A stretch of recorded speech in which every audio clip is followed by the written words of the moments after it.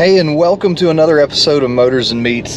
In today's episode, we're doing a 10,000 mile ownership review. Yes, I've only owned this car for 3 months now, and I've already done 10,000 miles. I'm here at Amelia Island for the Concord Elegance, and I'm with Jay Reed and James McGrath, same as last year. And we're headed over now to the Works reunion. This is Friday, so we're getting to see all the Porsches. I want to say there were about 700 that signed up, so this should be a good day. James is from Minnesota. If you watch his channel, Auto Amateur, I'm sure you know that already. And he was afraid of a possible freak snowstorm, not being able to get his car out, so he shipped his car to my house. We drove in from Mississippi yesterday. Nice drive. Not really anything to write home about because it was all Interstate 10 all the way across the Florida Panhandle. And Jay Reed and his son Louis, they rode the train down.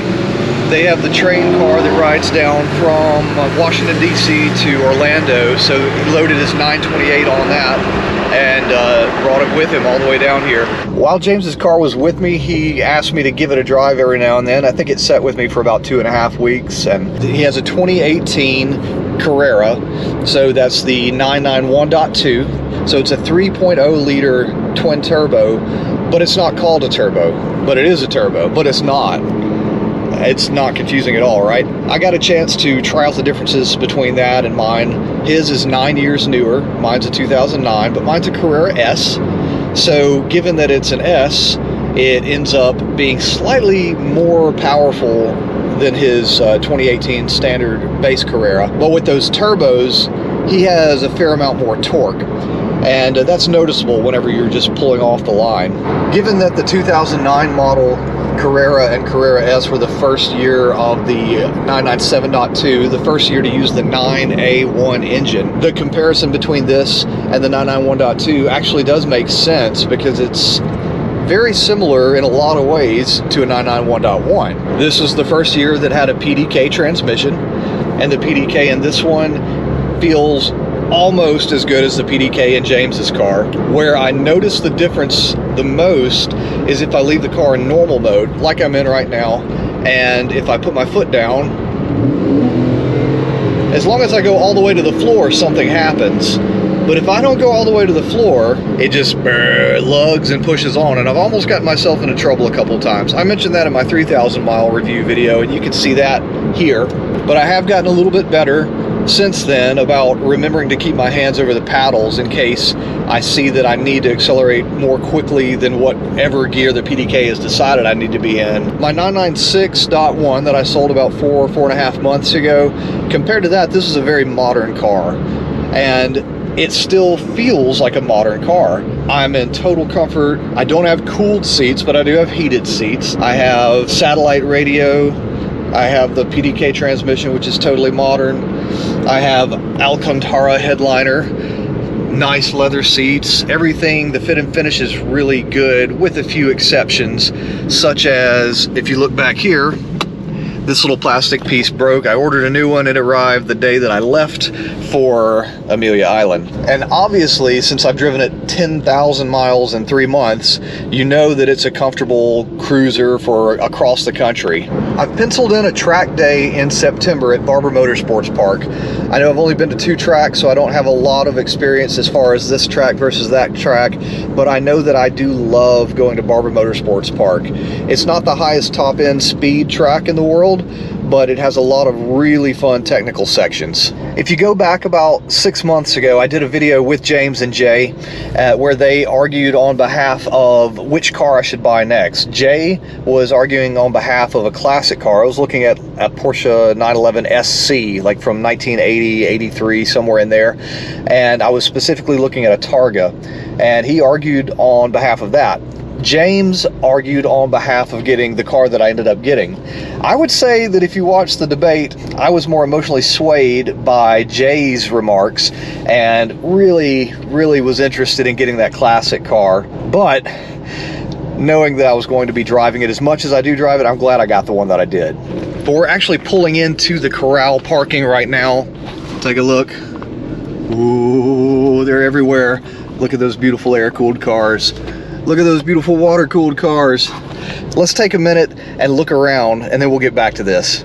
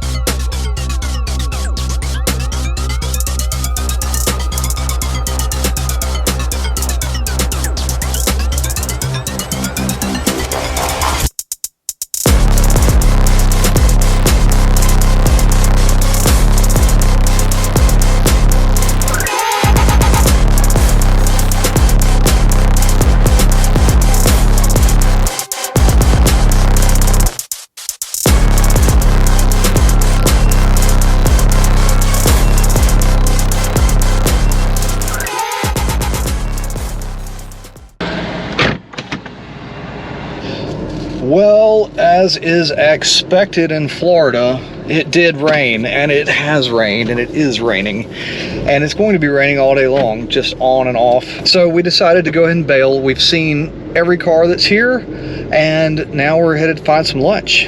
I love events like this. There are no bad Porsches. So many good cars.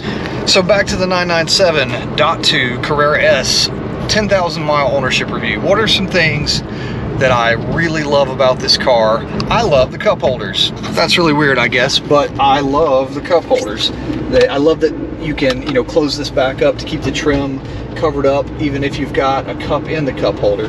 And, coming from the 996.1 that had no cup holders, except for the one that clipped into the air vent, this is definitely better. I hear people talk about how they wouldn't trust it, and not if you're putting a freaking Stanley mug in there or something, but for regular coffee cup, bottle of water, whatever, it's great for that. Can of Red Bull. Another thing I noticed while having James's car at the house was that his sports chrono actually tells the time. Mine just always sits stationary unless I'm running it. Maybe there's a setting, and if you guys know of a setting that I can switch to make it actually tell the time rather than just sitting idle, put it in the comments. I'd love to hear about it. Another similarity between this one and the old 996 is the air vent foam that comes out. Basically, the stuff just deteriorates over time and comes flying out of the air vents, and it gets caught in the air vents, but every once in a while you get a poof right in your face. And with these tan carpets, take a look, the air vent stuff comes out and just smears into the carpet, and we have to basically shampoo the carpets to get it out. So I'm just going to replace those carpets with some black rubber ones, and I'll just have these for whenever I get ready to sell this car, because I'm not keeping this car forever. The Bose sound system in this car is really great. It has satellite radio. I don't yet have the Joy Auto adapter piece that goes into the back side of the stereo, allowing for wireless Apple CarPlay. I'll be getting that from James McGrath's website, autoamateur.com, and putting that in eventually. Not yet, but in the meantime, it's really great. It sounds good, and you've got good bass coming from the speakers, and there's a subwoofer back behind the seat. Another fun thing that means is that you actually have slightly less storage capacity behind the parcel shelf back here whenever you lay the seats down in the back. I picked up a couple of co-workers, friends from the airport in Dallas, I don't know, a month ago, and thinking about how much space I had in the 996, whenever you would lay the seats down, it was totally flat back over that parcel shelf, so you could fit 2 full-size seat cases laid on top of the back of the seats and into the parcel shelf. Not the case with this one. We had 3 people, 2 full-size suitcases plus my own luggage. Mine was in the front up here, and basically we had one person sitting back here, pile of luggage back here, pile of luggage on top of this person, and it was less than cozy. In this car, I love the extra gauges that you get as opposed to my old 996. So in this one, you have water temperature and oil temperature in addition to the normal oil pressure. So with the 996, you can only gauge it off of the water temperature, and that's just not really the most accurate, I suppose. So like right now, we're just cruising, it's up to temp, and it's running at about 175, 180 degree oil temperature. And if you put your foot down, can't do that for long, but if you put your foot down and punch it and run it up to 100 or whatever, it won't take long for that oil temperature to show 200. But then once you start cruising again, and you're cruising at a good pace and the air is flowing over the radiators, it comes right back down. But I really like having the precision of that oil temperature on the gauges. Another thing that seems a little bit silly, a little bit annoying, is the location of the PSM off button. That's your traction control, Porsche stability management. It's right down here beside the slot where I usually keep my phone. So as soon as I reach for my phone, usually my knuckle presses the button and you get the beep and the notification that your PSM is off. And then I freak out because I heard a beep, and I'm like, oh no, something's wrong with my car, but it's nothing, and I just have to press the button and make it beep again. No big deal, just annoying. This car has way bigger brakes better brakes in general than what my 996 had. It is the Carrera S, so it's got that next level up. I think they're all the same diameter, which I will pop in right here. So they grab really, really well, even without having to step up to like a track rated pad. I don't have track rated fluid in here yet, but I will before I go on a track day. All that being said though, this car makes so much more brake dust than my 996 did. Even when I had the track pads on the 996, which made a significant amount more brake dust than without them, I still think this car makes more brake dust. The car is already difficult to keep clean because it's black and I live on a dirt road, but add in that extra brake dust and cleaning the wheels is just really not that much fun. I will eventually get the car ceramic coated. When I do, I'll get the wheels ceramic coated too, but I've got a lot of other things to get done. So I guess that would be the next thing to talk about. What are my plans for the car now that I've had it for 3 months and 10,000 miles? I think I have an idea of a direction that I want to take it. I said we were leaving to go to lunch, but I guess we started our day early and didn't realize how early it actually was, because we're done eating now and it's not even 11 o'clock yet. We went for brunch, I guess. Anyway, great place right there on the Atlantic. So what are we going to do with this car? Definitely going to lower it. I think I'm going to go like I did on the 996 with the H&R lowering springs, and then when the need is there, update the stock shocks to Bilstein B8s. After that's done, I'll decide on spacers, but I feel like spacers are going to be needed because those wheels are tucked under the arches just a bit too much. I don't think it'll take much spacer. I see a lot of people using just like 7 and 8 millimeter spacers, so it may be something mild like that, but something to get it out to the edge of the fender is a little better. If you've been following the channel since my 996 days, you know that I'm all about some decals, that personalizing the car is just essential. And I did the Martini livery on my last one, custom Martini livery. I didn't just order a kit. I worked with a local wrap shop and vinyl shop, sign shop that got with their artist, and we came up with the design for that car, and it's unique. I don't think there's another one exactly like it in the country, and the guy that has the car now still has it on there. His initial thought process was to strip it down, but after he spent a little bit of time with it, he decided he wanted to keep it the way it was, just let it continue on living the way it is, and that made me happy. I was pleased about that. So what am I going to do decal wise with this one? I definitely want to do something with a black and gold theme. I'd like to powder coat the wheels in vice gold, white gold, just barely gold, not a heavy dark bronze, but just a light gold color. I think gold goes so well with black. I guess I grew up on Smokey and the Bandits, so I kind of have this vision of doing a Trans Am mod on my car. I don't think I would ever go all the way full on Smokey and the Bandit, but something along the lines of gold lettering of Porsche down the side, and some kind of gold pinstriping, maybe with some matte black backing. That paired with the white gold, Weiss gold, however you say it, powder coated wheels, would be good, would be really good, I think, on the car. I'm not sure if I want to leave the stock spoiler on or go with something a little bit more dramatic. So, you know, throw in the comments if you've got some ideas there. All in all, I love this car. It's great. I'm not going to keep it forever, though. This is not a forever car. If you watched the debate with Jay and James over which car I was going to get, I mentioned in there that I would like for my next car to be a first gen 996.1 GT3.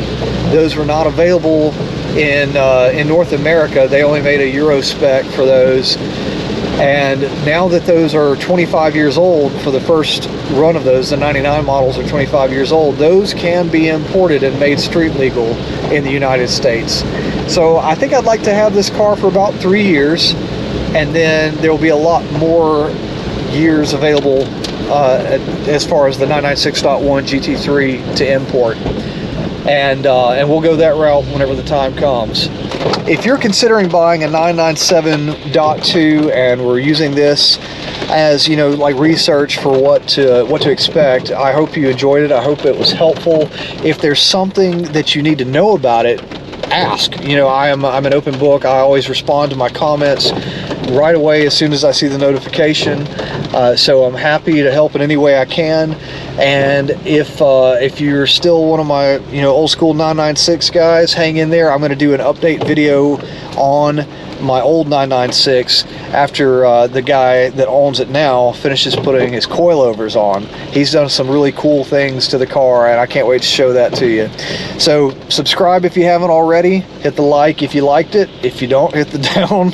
Anyway, thanks for watching.